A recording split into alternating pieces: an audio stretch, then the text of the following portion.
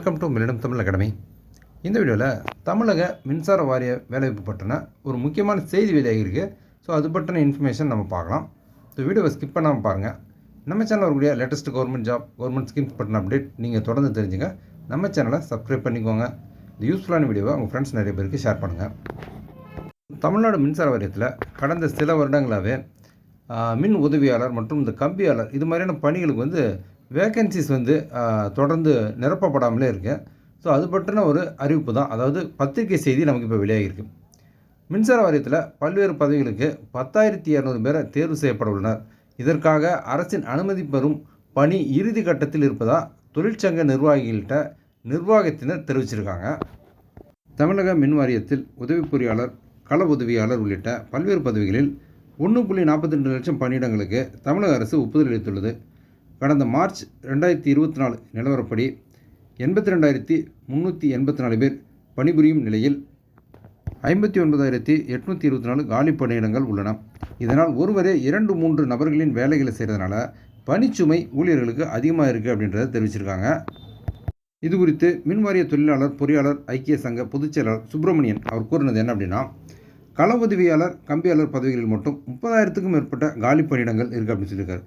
So இந்த 30,000க்கும் மேற்பட்ட vacancies இருக்கிறப்ப மீதி இருக்கக்கூடிய அந்த ஊழியர்கள் கிட்டத்தட்ட 3 கோடிக்கும் அதிகமான அந்த நுகர்வோருக்கு தடையில்லாத மின்சாரத்தை கொடுக்கறதுக்காக பணியாற்றும் போது அவங்களுக்கு நிறைய சிரமங்கள் இருக்குது. அதே மாதிரி அவங்க பணி சுமையின் காரணமாக மின் விபத்துகளில் சிக்கிற வாய்ப்புகளும் அதிகரிக்குது அப்படின்னு சொல்லியிருக்காங்க. ஊழியர்களின் நியமனத்திற்கு அரசு 2 ஆண்டுகளாக ஒப்புதல் அளிக்காமல் இருக்குது. ஸோ இந்த நிலைமையில் இது குறித்து மின்சாரத்துறை அமைச்சர் மின்வாரிய தலைவரை சந்தித்து பேசினோம்.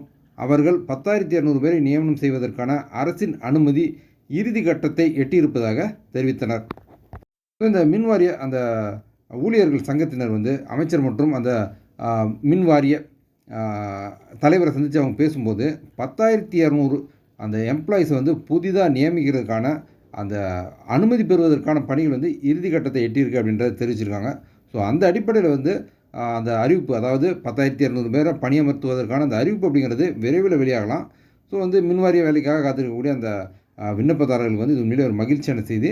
ஸோ அடுத்தடுத்த கட்டங்களை அந்த அறிவிப்பு வெளியாகி நமக்கு அந்த ரெக்ரூட்மெண்ட் ப்ராசஸ் அப்படிங்கிறது விரைவில் ஆரம்பிக்கலாம் அப்படின்றத ஒரு நம்பிக்கையோட விண்ணப்பதாரர்கள் காத்திருக்கலாம்.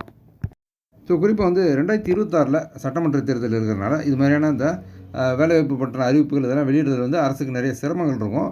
ஸோ அதனால் இந்த 2025 இது மாதிரியான அதாவது பணி நியமனங்கள், குறிப்பாக டிஎன்பிஎஸ்சி ஆகட்டும், அல்லது நம்ம தமிழ்நாடு காவல்துறை ஆகட்டும், அல்லது மின்சார வாரியம் ஆகட்டும், ஸோ இது மாதிரியான அந்த பணி நியமனங்களை 2025 அறிவிப்பு வெளியிட்டு அந்த ரெக்ரூட்மெண்ட் ப்ராசஸ் அப்படிங்கிறது விரைவில் முடிக்கிறதுக்கு தான் தமிழக அரசு முயற்சி செய்வாங்க. ஸோ அந்த அடிப்படையில் நம்ம இந்த மின்சார வாரிய வேலைவாய்ப்பு அப்படிங்கிறது இந்த வருடத்துக்குள்ளேயே எதிர்பார்க்கறதுக்கான வாய்ப்புகள் நிறைய இருக்குது. இந்த வீடியோவில் நான் ஷேர் பண்ண இன்ஃபர்மேஷன்லாம் உங்களுக்கு ரொம்ப யூஸ்ஃபுல்லாக இருந்திருக்கும்னு நான் நம்புகிறேன். இந்த வீடியோ பற்றினா உங்களுடைய வியூஸை கமெண்ட்டில் ஷேர் பண்ணுங்கள். நம்ம சேனலில் வரக்கூடிய latest government job, government schemes பற்றின அப்டேட்லாம் நீங்கள் தொடர்ந்து தெரிஞ்சுங்க. நம்ம சேனலை சப்ஸ்கிரைப் பண்ணிக்கோங்க. இந்த வீடியோவை உங்கள் ஃப்ரெண்ட்ஸ் நிறைய பேருக்கு ஷேர் பண்ணுங்கள். மீண்டும் இன்னொரு வீடியோவில் சந்திப்போம்.